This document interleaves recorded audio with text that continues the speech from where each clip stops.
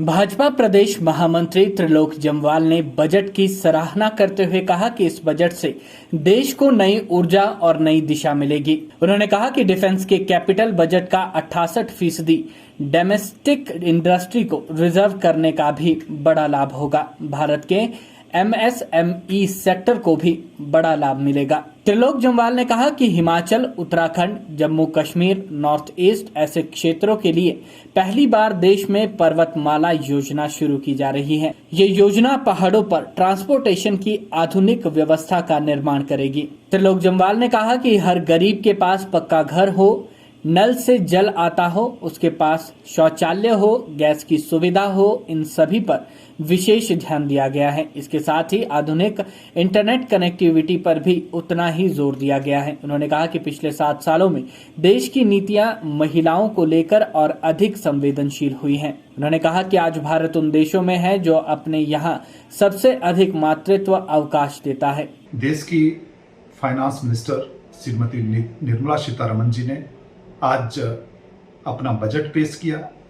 इस बजट में प्रत्येक वर्ग का ध्यान रखा गया, प्रत्येक सेक्टर को कैसे फायदा हो उसका ध्यान रखा गया, इंफ्रास्ट्रक्चर को कैसे सुदृढ़ किया जाए उसका ध्यान रखा गया और हमारा भारत आत्मनिर्भर भारत कैसे बने इसकी सीधी झलक आज के इस बजट में दिखाई दे रही है।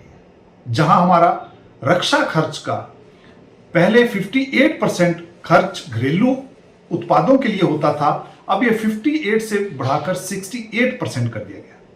जहां कोऑपरेटिव सेक्टर में हमारा टैक्स रेट ज्यादा था उसको घटाकर 15% कर दिया गया। जहां रेलवे का जाल बिछाने की जब बारी आती है तो देश भर में रेलवे की नई 400 गाड़ियां चलेंगी, रेलगाड़ियां चलेंगी। इन सारी चीजों को ध्यान में रखते हुए हमारे जो बाकी राज्य हैं उनके लिए 1 लाख करोड़ की वित्तीय सहायता देने का प्रावधान रखा गया।